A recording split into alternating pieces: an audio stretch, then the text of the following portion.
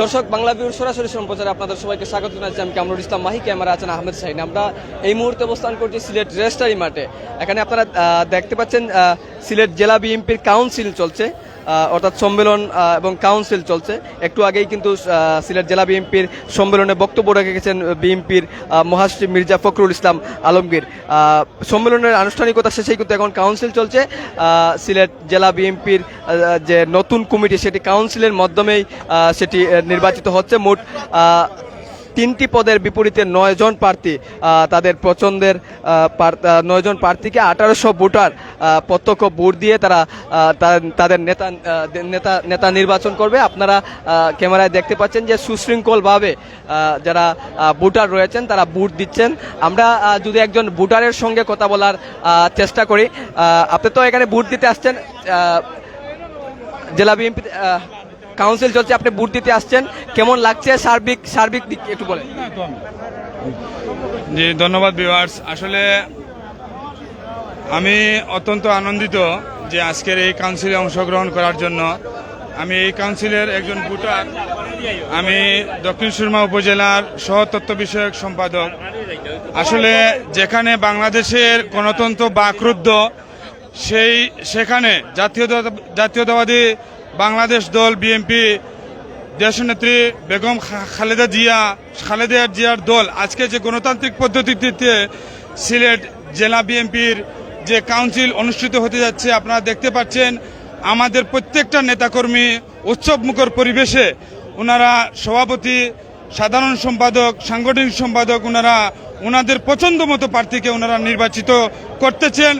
প্রত্যেক উপজেলা থেকে 101টি করে প্রায় 1818টি ভোট আমরা ভোট দিয়ে আমরা সভাপতি, সাধারণ সম্পাদক এবং সাংগঠনিক সম্পাদক নির্বাচিত করব এবং তাদের মধ্য দিয়ে এই সিলেটের মাটি বিএনপি তথা জাতীয়তাবাদী দলের গাঁটি, তা আমরা সারা বাংলাদেশকে দেখিয়ে দিব।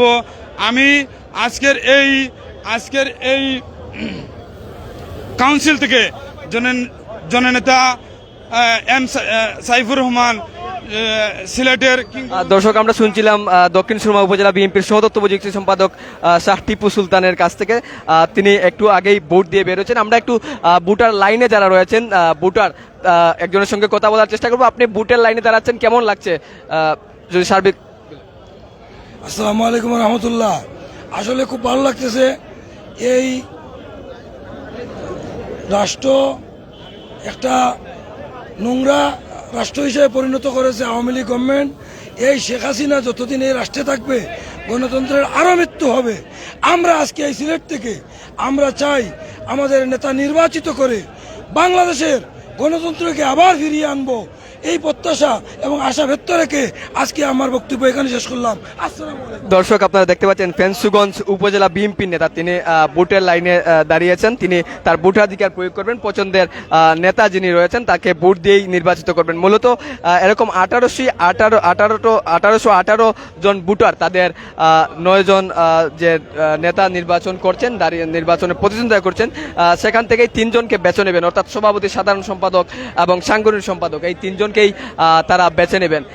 দীর্ঘ অনেকটাই নির্বাচনী আমেজ, অর্থাৎ যদি আপনারা গ্রামীণ পরিবেশের যে নির্বাচন, সেই নির্বাচনীর আমেজও যদি আপনারা দেখতে পাচ্ছেন, এখানে তরুণ, বৃদ্ধ এবং বয়োজ্যেষ্ঠ বিভিন্ন বয়সী, তারুণ্য থেকে নিয়ে বৃদ্ধ পর্যন্ত সবাই কিন্তু লাইনে দাঁড়িয়েছেন। আমরা যদি একজন বৃদ্ধ চাচার সঙ্গে কথা বলার চেষ্টা করব। তিনি বিএনপির নেতা, ভোটের লাইনে দাঁড়িয়েছেন। আপনার একটু মন্তব্য আমরা শুনতে চাই।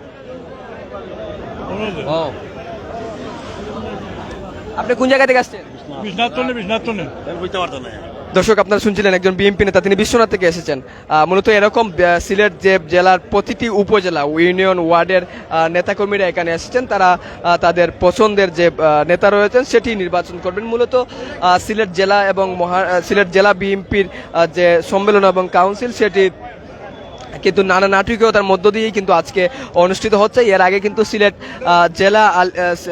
সরকারি আলিয়া মাদ্রাসা মাঠে এই সম্মেলন অনুষ্ঠিত হওয়ার কথা ছিল, কিন্তু সেটি পরিবর্তন হয়েই কিন্তু আজকে সিলেট রেজিস্ট্রারি মাঠে অনুষ্ঠিত হচ্ছে। এবং এমনকি সিলেট জেলা বিএনপির সভাপতি পদে মেয়র আরিফুল হক চৌধুরী, যিনি সিলেট সিটি কর্পোরেশনের মেয়র, তিনিও কিন্তু প্রতিদ্বন্দ্বিতা করছিলেন, কিন্তু তিনি শেষ মুহূর্তে এসে তার প্রার্থিতা প্রত্যাহার করায় কিন্তু একটি অন্যরকম আবহ এই সিলেট জেলা বিএনপির কাউন্সিলকে ঘিরেই কিন্তু শুরু হয়েছে। আমরা যদি একটু সামনের অংশ আপনাদেরকে দেখানোর চেষ্টা করি যে কিভাবে বুটের দৃশ্য, দীর্ঘ লাইন রয়েছে, দীর্ঘ সারিবদ্ধভাবে নেতারা দাঁড়িয়েছেন, তারা বুট দিচ্ছেন।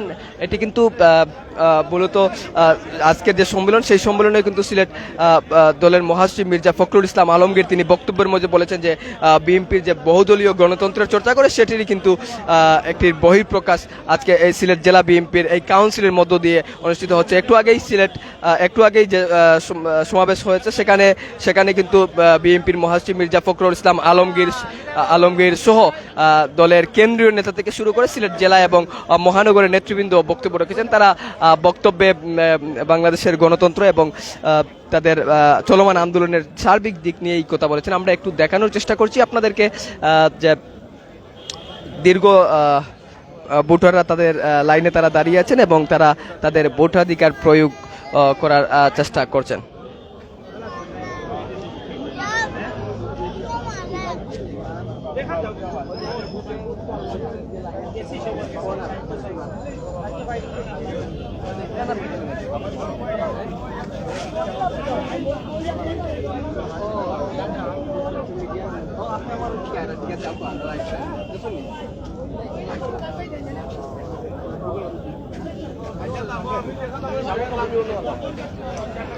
দর্শক, আপনারা দেখছেন যে ভোটাররা এখানে দাঁড়িয়ে আছেন, তারা তাদের ভোট দেওয়ার চেষ্টা করছেন এবং খুব সুশৃঙ্খলভাবেই তারা ভোট প্রয়োগের চেষ্টা করছেন। আপনাদেরকে একটু দেখানোর চেষ্টা করছি যে কিভাবে আমাদের সিলেট জেলা বিএনপির কাউন্সিল এবং ভোটের যে প্রক্রিয়া, সেই প্রক্রিয়ায় কিভাবে হচ্ছে সেটি আপনাদেরকে একটু দেখানোর চেষ্টা করছি।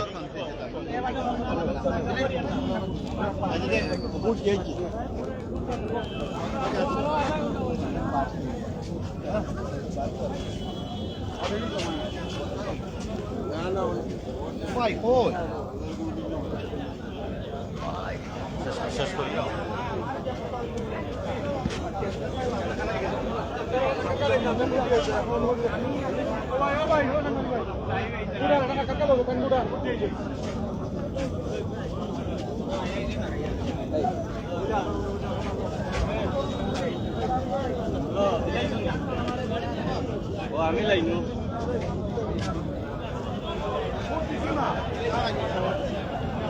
কেমন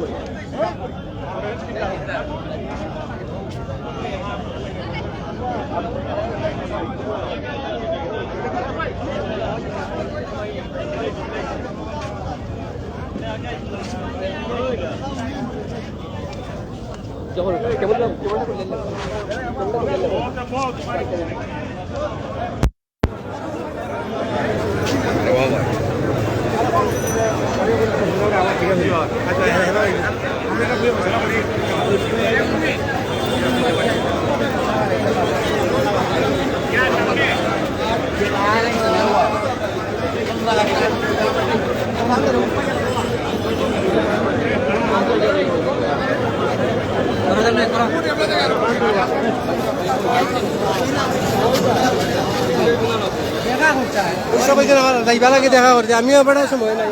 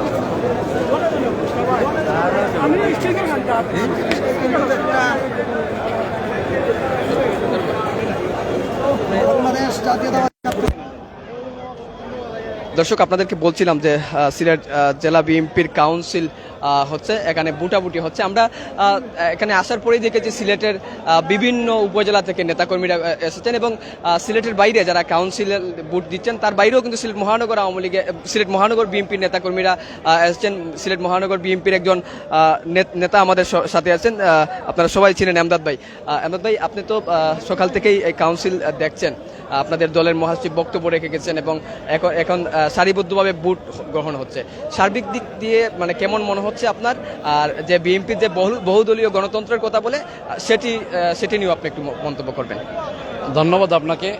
প্রথমে আল্লাহর রব্বুল আলমিনের কাছে শুকরিয়া আদায় করছি যে দিনের যে প্রথম প্রহর ছিল, বৃষ্টির ভাব ছিল, এখন পরিষ্কার এবং অত্যন্ত আনন্দমুখর পরিবেশে এখানে ভোট প্রদান চলছে।